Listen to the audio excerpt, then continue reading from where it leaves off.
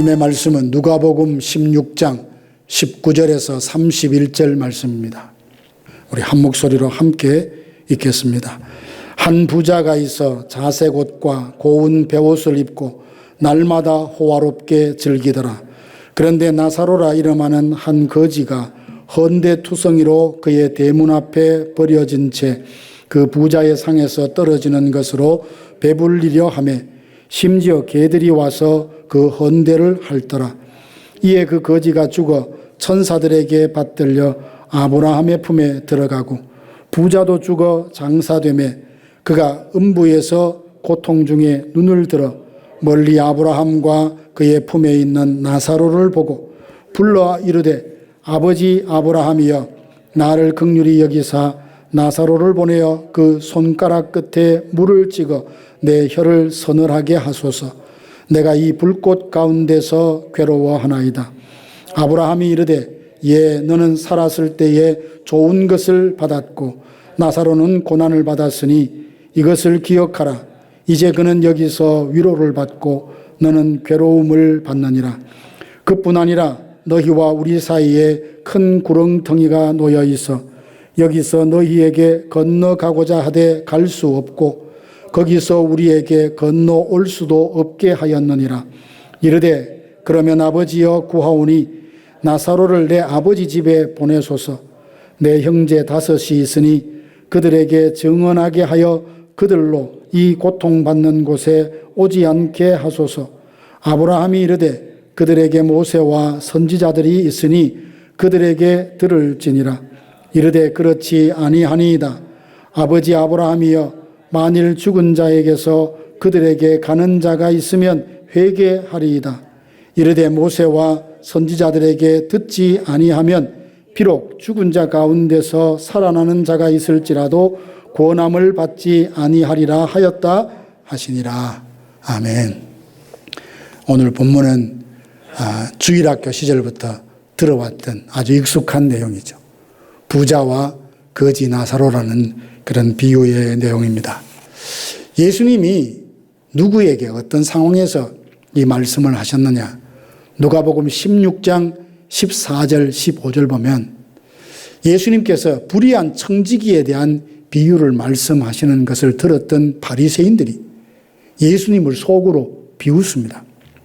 예수님이 그 마음을 아시고 돈을 사랑하는 그 바리새인에게 오늘 이 비유를 들려주십니다.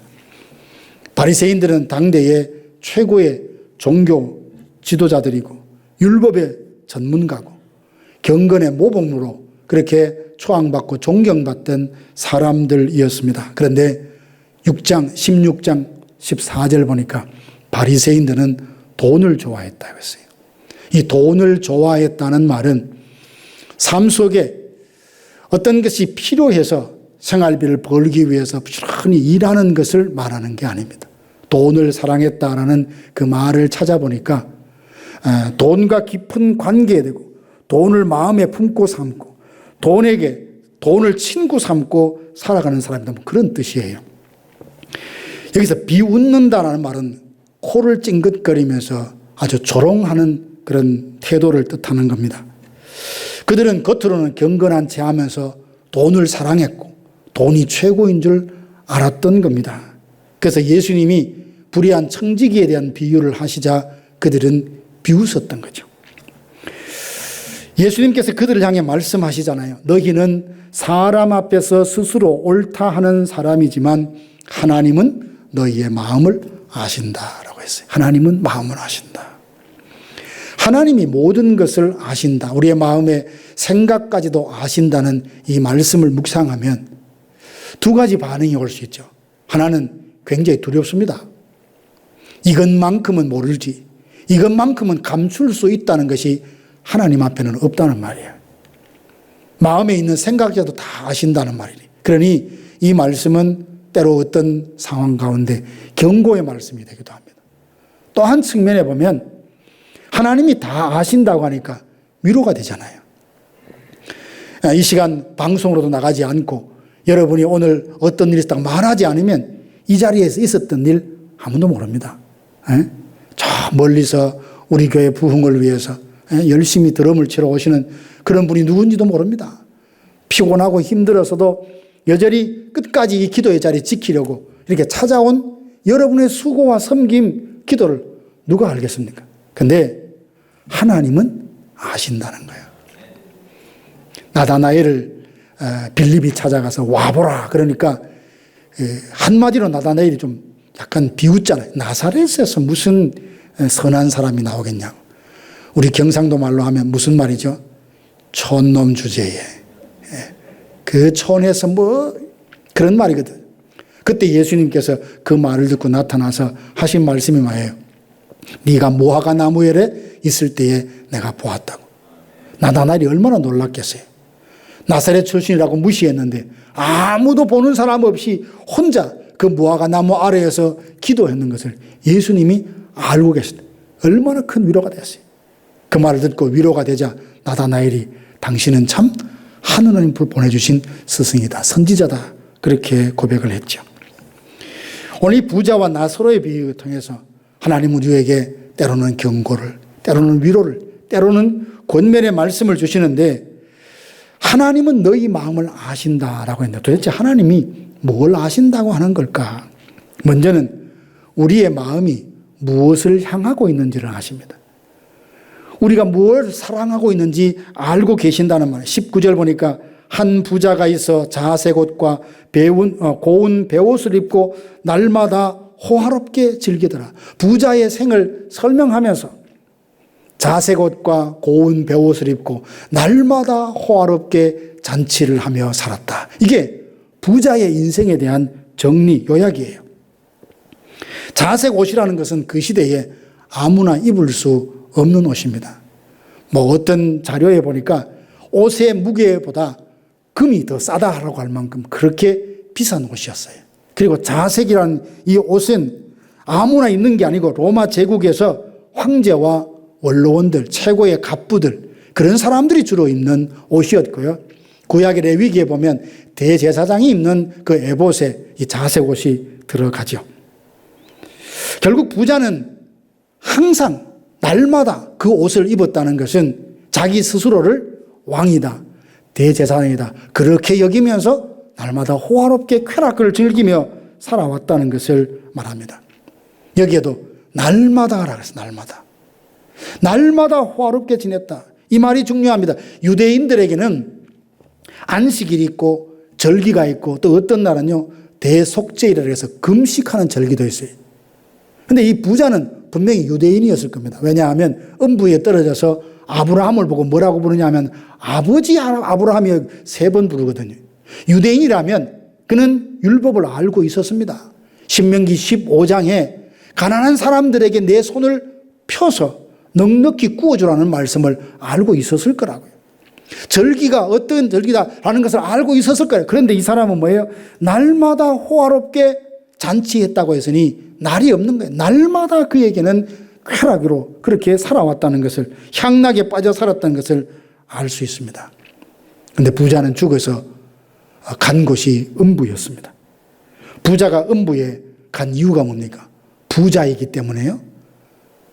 자색 옷을 입고 고운 베옷을 입고 날마다 호화롭게 잔치했다는 그 자체 때문에, 그 행동 때문에 그가 음부에 들어간 걸까요? 성경에 보면 부라는 것이, 부요함이라는 것이 하나님의 축복이라고 거듭 말씀하고 있습니다. 부자였던 다윗이 뭐라고 하냐면 부와 존귀가 하나님께로 말미암고라고 했어요. 이 세상에 부자가 되는 것이 하나님의 축복이라는 말입니다. 믿음의 사람 아브라함도 거부였죠. 그 아들 이삭도 부자였습니다. 다윗도 솔로몬은 또 얼마나 큰 부자였습니까? 자기가 묻히려고 했던, 단장했던 그 무덤에, 예수님이 십자가에 돌아가시자 그 무덤에 안치했던 아리마대 요셉도 성경에 보면 부자라고 했습니다. 그가 부자였기 때문에 음부에 간 게 아니에요. 진정 그의 문제는 뭐냐 하면 이 부유하게 살았던 그 내용 속에 그의 마음가짐, 하나님과의 관계에서 삐뚤어진 것이 문제였던 것입니다. 날마다 호화롭게 살았다는 것은 단순히 그의 생활 방식만 말하는 것이 아니라 그의 신앙관이 어떠했음을 보여주는 단적인 예가 되는 겁니다. 삶의 패턴 전체가 하나의 사실을 분명히 말하고 있는데 나는 돈이 최고다. 나는 내 만족이 최고라라고 자기 행동을 통해서 보여주고 있습니다. 입술로는 하나님을 말하고 율법을 말하고 말씀을 이야기하는 것 같지만 그 삶은 말씀과 관련이 없었던 거죠. 하나님이 이 지금 부자를 보면서 그 마음을 다 안다고 하실 때 그 말을 듣고 있던 바리새인들은 무슨 생각을 했을까요? 저분이 지금 나한테 하는 말씀이구나 알았다는 거예요. 사람의 행동은 그 마음에서 비록된다라고 했습니다. 예수님은 내 보물이 있는 곳에 내 마음도 있다라고 말씀하시지 않았습니까? 나의 시간이 어디로 흘러가는지, 나의 관심이 어디로 가고 있는지, 내 인생의 목적이 어디를 향하고 있는지 내 행동을 통해서 드러나는데 하나님은 그 행동 이면에 있는 우리 마음까지도 훤히 다 감찰하고 보고 계신다는 말입니다. 사랑하는 성도 여러분, 하나님이 우리 마음도 훤히 들여다보시고 알고 계십니다. 이 말씀이 위로가 됩니까? 두려움이 찾아옵니까?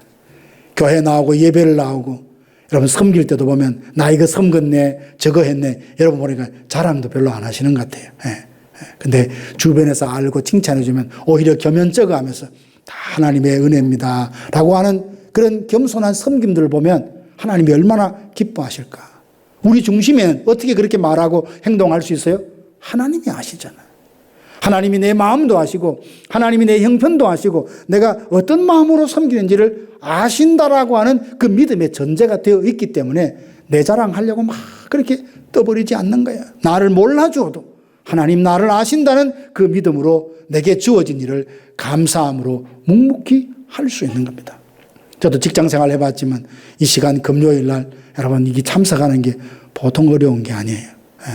세상 사람들 보면 광신저 그 정도 레벨이 안 되면 이 시간에 못 오는 거예요. 여러분 오신 거 참 잘하셨고 예수님이 아시는 거예요. 어떤 형편 가운데서 이 자리에 왔는지, 이 자리에 오기 위해서 여러분은 뭘 희생했고 뭘 양보했고 어떤 헌신과 결단이 필요했는지 그 무게를 그 중심을 다 알고 계신다는 사실입니다. 그러므로 주님이 아신다, 내 마음을 아신다, 이 주제가 여러분 마음에 위로가 되어서 정말 하나님 앞에 갈 때까지 주어진 일을 기쁨으로 묵묵히 잘 감당하는 저와 여러분들 되기를 주님의 이름으로 축원합니다. 두 번째로 하나님의 풍성한 은혜를 입어서 우리 마음 중심에 하나님이 계시고 또 마음과 힘과 정성을 다해 하나님만 사랑하고 경배하는 그 마음을 아시는데요. 우리 마음이 또한 어떤 것을 외면하고 지나치는지도 아십니다. 20절과 21절 보니까 나사로라 이름하는 한 거지가 있는데 그가 죽어서 아브라함의 품에 안겼다고 했습니다. 나사로는 어쩌다가 하나님 나라 갔을까요? 거지였기 때문에 오늘 성경에 보니까 그가 예수님을 믿었다는 말도 없잖아요. 그래서 이 비유의 말씀을 보고 교리적으로 풀면 앞뒤가 안 맞는 게 한두 가지 아니에요. 이 비유를 당시의 유대 사람들의 문화와 상식에서 예수님이 하신 그 의도를 자세히 찾아보서 해석을 하게 되면 나사로라는 이름의 문제가 그 해답이 있어요. 예수님의 다른 비유에 보면 직접적으로 이름을 거론하지 않으시는데 여기에만 나사로라는 이름이 나와요. 나사로의 이름이 뭐냐면 하나님이 도우신다는 말이에요. 결국 이 세상에 사람들이 주목하지 않고 그리고 보잘것없다 할지라도 하나님의 도우심과 그 은혜가 임하면 그는 아브라함의 품에 안겨서 결국 위로받는 복을 누리게 된다는 것을 말해주고 있죠. 반대로 부자는 어떻습니까? 비유 전체에서 부자의 이름은 나오지 않습니다. 아마도 그 실제로 보면 부자의 이름을 모르는 사람은 당대에 아무도 없었을 겁니다.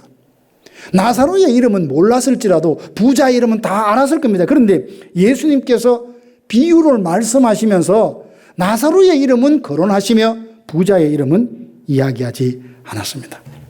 세상에 유명한 자가 하나님 나라 생명책에는 그 이름이 없을 수 있고 세상이 무시하고 기억도 하지 않은 그 이름은 하나님 마음에 오래도록 새겨져서 하나님의 손바닥에 새겨진 이름일 수 있다는 것을 우리가 알게 됩니다. 저와 여러분의 이름은 때로 세상 사람들이 그렇게 많이 알아주지 않는다 할지라도 하나님은 여러분을 기억하십니다.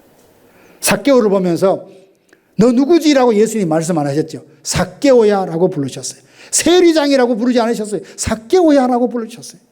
우리 이름을 아시고 우리 이름을 불러주시고 또 우리 이름을 기억하고 계신다는 사실. 그런데도 이 은혜 받으면서 부자가 나사로를 외면했던 걸 우리가 보고 있지 않습니까? 그의 대문 밖에서 날마다 그 헌대가 가득한데 개가 와서 그 헌대를 핥고 있는 모습입니다. 부자가 자기 대문 앞에 있는 사람이 누군지 알았을까요? 몰랐을까요? 알았습니다. 음부에서 말하기를, 아브라함에게 말합니까? 나사로를 보내서 내 혀 끝에 그 물 한 방울 찍어서 혀를 서늘하게 해달라고 나사로라는 이름을 불렀어요. 부자는 자기 대문 밖에 누가 있는지 알았어요. 조금 전에도 말씀드렸던 것처럼 신명기 15장을 알았고 그 다음에 율법에 따른 유대인들이 어떻게 살아야 하는지도 그는 알고 있었던 겁니다. 그런데도 불구하고 몰랐던 것이 아니라 못 본 것이 아니라 못 본 채 했던 겁니다.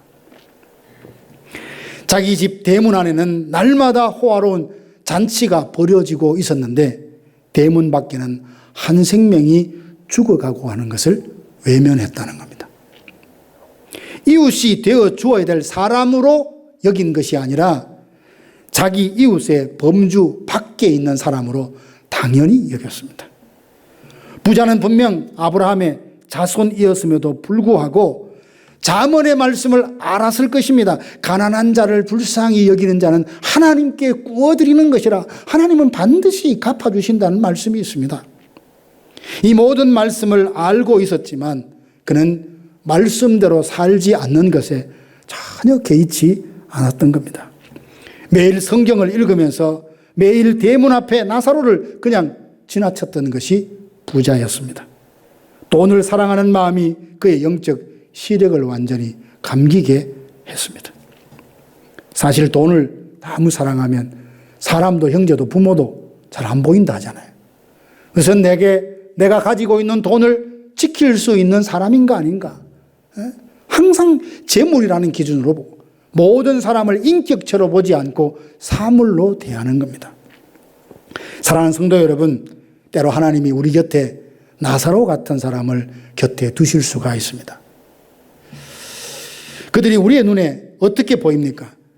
너는 당연히 내 대문 밖에서 나의 외면을 당하도 당연하다라고 하는 그런 방식으로 사람을 대하지는 않습니까? 그들이 우리 눈에 어떻게 보입니까? 우리의 대문 안에는 잔치가 벌어지는데 대문 밖에 내치고 난 다음에 전혀 거기에 아픔도 후회도 없는 그런 마음은 혹 가져보지 않았는지. 하나님이 우리에게 누군가를 사랑하도록 보내주셨다면 사랑할 만한 사람이 아닐 경우에도 주님이 날 사랑한 것처럼 사랑하고자 할 때 내 안에 모난 부분이 드러나고 나 같은 사람을 사랑하기 위해서 예수님의 흘린 땀이 무엇이며 예수님이 흘린 눈물이 얼마일까를 그제서야 깨닫게 되며 깊은 은혜가 그 마음에 오는 겁니다. 교만하면 모릅니다. 그러나 자신을 겸손하게 가장 낮추어서 가장 낮은 자리에서 무릎을 꿇고 대야에 물을 뜨고 수건을 허리에 두르고 종이 하는 그 남의 발을 씻어주면 그제서야 주님을 만나게 되고 주님의 마음을 새삼 깨닫게 됩니다. 하늘 영광 보좌를 버리고 이 땅에 오신 그 메시아의 마음이 어떠한 것을 도대체 예수님이 나를 얼마나 사랑하셨으면 십자가를 지셔야 했는가를 새삼 깨닫게 되면서 깊은 은혜가 거기에 임하는 겁니다. 그래서 성경이 겸손해라 하는 이유가 거기에 있는 겁니다. 우리의 조금 잘난 부분들을 억누르고 꺾어서 길을 죽이려고 하는 것이 아닙니다. 겸손해서 나를 낮출 때 그야말로 사랑할 수 없는 사람까지 사랑하려고 부단히 애를 쓰며 하나님 나를 사랑하신 그 사랑으로 이 사람을 사랑하게 해달라고 몸부림치며 살아갈 때 그제서야 나를 향한 주님의 사랑이 얼마나 깊고 풍성한지를 새삼 깨닫게 된다는 사실입니다.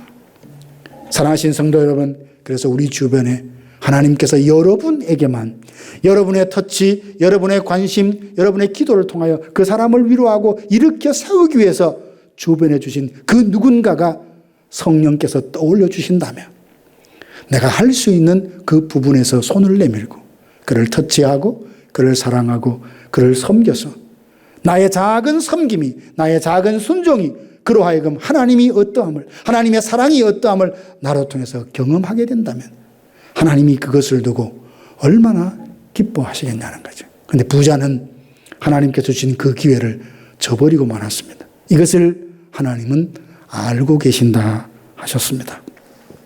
세 번째는 하나님은 우리가 말씀을 듣는지 안 듣는지라고도 아십니다. 22절에서 31절 보면 이제 비유의 후반부로 반전이 일어납니다. 이에 그 거지가 죽어 천사들에게 받들려 아브라함의 품에 들어가고 부자도 죽어 장사되매라고 했어요. 두 사람 다 죽었습니다. 가난한 나사로도 죽었고 부자 그 사람도 죽었습니다. 어쩌면 나사로는 장사됐다는 표현이 없는 걸 보니까 그냥 들에 아무렇게나 버려졌지 않을까. 그러나 이 부자는 어떻습니까? 화려한 그런 어떤 성대하게 그 장례를 치렀을 것입니다. 많은 조문객이 왔을 것입니다. 그의 업적을 기리면서 슬퍼하는 사람들도 있었을 것입니다. 그런데 더 중요한 걸 보니까 그의 영혼은 음부에 떨어졌습니다. 세상에서 가장 화려한 장례식이 무슨 소용이 있습니까? 그의 영혼이 결국 천국이 아니라 아브라함의 품이 아니라 음부에 떨어지고 말았는데요. 부자가 음부에 떨어져서 눈을 딱 들어보니까 멀리 아브라함이 보이고 그리고 아브라함의 품에 나사로가 있는 것을 보았습니다. 평생 자기 대문 앞에 지나치던 그 거지가 이제 아브라함의 품에 안겨서 위로를 받고 안식을 누리고 있는 걸 봤다고 했습니다. 그래서 얼마나 타는 불꽃 가운데 목이 마르든지 나사로를 보내서 내 혀끝에 물 한 방울 찍어서 서늘하게 해달라고 요청을 했지만 그는 헌대를 가지고 대문 앞에서 구걸하는 나사로의 요청을 거절했듯이 아브라함에게 단호하게 거절을 당합니다. 누가복음 6장 24절 보니까 화 있을진저 너희 부요한 자여 너희는 너희의 위로를 이 땅에서 이미 받았다라고 했습니다. 부자는 자기의 위로를 이 땅에서 다 받았습니다. 자색 옷을 입고 고운 베옷을 입고 날마다 잔치하며 쾌락 속에서 부족함 없이 살았습니다. 그런데 아브라함이 덧붙여서 그에게 말을 합니다. 너와 우리 사이에는 큰 구렁이 있어서 우리가 건너갈 수도 없고 너희가 이쪽으로 건너올 수도 없다고 해요. 결국 사람이 죽으면 흔히 천주교에서 말하듯이 연옥에 가서 애매하게 살다가 죽으면 지옥 갔다 하기는 너무 억울하고 천국 갔다 하기는 너무 아쉽고 그래서 그런 사람들이 어디에 갔을까? 중간 어디 연옥에 갔을 것이다. 그래서 연옥에 있는 부모들 누군가의 영혼을 하늘나라로 가게 하기 위해서는 헌금을 많이 해야 돼. 그래서 헌금이 나무통 헌금에 땡그랑하고 소리가 맺히는 순간 연옥에 있는 영혼이 하늘나라로 간다. 이런 주장을 해서 그렇게 헌금을 모아서 성베드로 성당을 지었다는 것 아닙니까? 연옥 이것은 결국 성경적인 내용이 아닙니다. 구렁이 놓여서 그러니까 살아있을 때 우리의 모든 것이 결정난다는 거예요. 죽어서 내 운명을 바꿀 수는 없습니다. 예수 믿는 것도 주를 위해 섬기는 것도 이 땅에 목숨이 붙어 있을 때의 기회가 있는 것이 죽으면 그 기회가 없어지는 겁니다. 한번 결정된 영혼은 결코 바뀌지 않습니다. 죽으면 되돌릴 기회가 없습니다. 27절과 28절 보면 부자는 또 다른 부탁을 합니다. 내 혀끝에 물 한 방울도 안 주실 것 같으면 이 고통스러운 곳에 살아있는 내 5 형제는 오지 않도록 좀 해주십시오. 나사로를 살려서 보내서 우리 5 형제에 가서 야 이렇게 살면 안 된다고 이야기하면 죽었다가 살아난 사람의 말이니까 회개할 것입니다 라고 이야기했을 때 아브라함은 이 요구도 거절합니다. 뭐라고 거절하느냐? 그들에게는 모세와 선지자가 있으니 그들에게 들을 것이다. 선지자와 모세가 하는 말을 듣지 않는다면 죽었다가 살아났다는 사람의 말도 듣지 않을 것이라 라고 이야기를 합니다. 모세의 선지자의 글이라는 것은 다른 것이 아니라 하나님의 말씀이죠. 말씀을 증거하는데 그 말씀을 듣지 않는다면 수많은 기적을 통해서도 하나님을 믿을 수 없다는 것을 말해주고 있습니다. 이에 아브라함이 최종적으로 선을 하죠. 모세와 선지자들에게 듣지 아니하면 비록 죽은 자 가운데서 살아나는 자가 있을지라도 권함을 받지 아니하리라. 실제로 이런 일들을 많았습니다. 같은 이름이지만 다른 사람인 베다니에 살고 있는 나사로가 있었잖아요. 이미 죽은 지 나흘이 되어서 그 무덤에서 냄새나는 사람인데 예수님이 가서 돌문을 치워라. 그리고 나사로의 이름을 부르니까 뚜벅뚜벅 걸어 나옵니다. 동현엔 배를 풀어놓으니까 멀쩡한 거 살아났어요. 자, 죽은 사람이 살아났습니다. 눈으로 봤어요. 들은 게 아닙니다. 눈으로 직접 봤어요. 그래서 사람들이 와 하면서 예수님은 부활의 주님, 생명의 주인이다. 다 예수를 믿었습니까? 아닙니다. 그 모습을 보고 대제사장들은 그래, 예수만 죽이는 걸로 부족하다. 나사로까지 죽이자라고 생각했어요. 죽은 사람이 다시 살아나는 이런 기적을 통해서도 말씀을 믿지 않으면, 말씀을 통하여 역사하시는 성령의 역사를 거부하면 죽었다가 살아난 사람의 말도 결국 안 믿을 거다라는 거예요. 교회가 죽은 사람 다시 살아나고 병들이 낫고 신기한 기적들이 많이 일어나면 많은 사람들이 모일 거예요. 물론 그것 때문에 모이는 것은 문제가 있습니다. 그로 인하여 모여서 말씀을 듣고 변화되면 진정한 부흥이 일어나죠. 그렇지만 그런 기적이 없어도 말씀으로 온전히 선포될 때 이것만큼 기적이 없어요. 성령의 역사는 곧 하나님의 말씀을 가지고 역사하거든요. 하나님, 우리 교회도 하나님의 말씀을 통한 이런 역사를 통해서 복음의 능력이 나타나고 수많은 사람들이 하나님을 새롭게 알고 되고 하나님께로 돌아오는 이런 회복이 있기를 주님의 이름으로 축원합니다. 오늘 말씀은 처음에도 시작되었듯이 부자와 같이 살아가는 사람에게는 굉장히 중요한 경고의 말씀입니다. 하나님이, 예수님이 그런 사람도 사랑하셔서 경고하심으로 돌이키려고 이 말씀을 하셨죠. 그런가 하면 나사로와 같은 삶을 살아가는 사람에게는 한없는 하나님의 위로가 있습니다. 이민생활에 외로움을 겪는 분들, 여러 가지 어려운 일들로 잠 못 이루는 분들, 끝까지 믿음을 지키는데 형편이 잘 나아지지 않아서 참 믿음 생활하기가 참 버겁게 느끼는 그런 분들에게 하나님이 주시는 깊은 위로가 될 줄로 믿습니다. 고린도후서 8장 9절 보면 부요하신 이로서 너희를 위하여 가난하게 되심은 그의 가난함으로 말미암아 너희를 부요하게 하려 하심이라. 예수 그리스도께서 당신의 그 부요함을 통하여 우리를 부요케 하시기 위해서 친히 가난하게 되셨다는 말씀이죠. 이런 주님께서 우리에게 말씀하십니다. 너의 마음을 다 안다고, 어떤 형편인지 안다고, 말하지 않아도 네 속을 알고 형편을 알고 뭘 꿈꾸고 계획하는지 다 알고 있다고 말씀하십니다. 이 말씀은 우리를 정죄하려고 하시는 말씀이 아니라 우리를 믿음 안에서 반듯하게 세워서 그야말로 하나님이 기뻐하시는, 하나님의 기쁨 되고 하나님이 찬송이 되는 사람으로 빚으시기 위해서 주시는 말씀입니다. 오늘 이 자리는 말씀을 듣는 자리고 마음을 여는 자리고 주님의 뜻대로 살리라 다짐하는 결단의 자리입니다. 주님, 내 마음을 아신다니 감사합니다. 감사합니다. 내 마음이 오직 주를 향하게 하시고 나를 통하여 은혜와 사랑이 흘러가도록 만나게 해주신 내 곁의 이웃들을 주의 사랑으로 사랑하며 살겠습니다.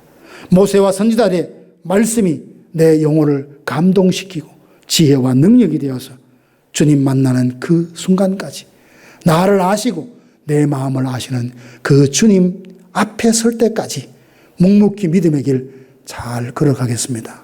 이런 마음의 결단이 우리 가운데 새롭게 일어나게 되기를 주님의 이름으로 축원합니다.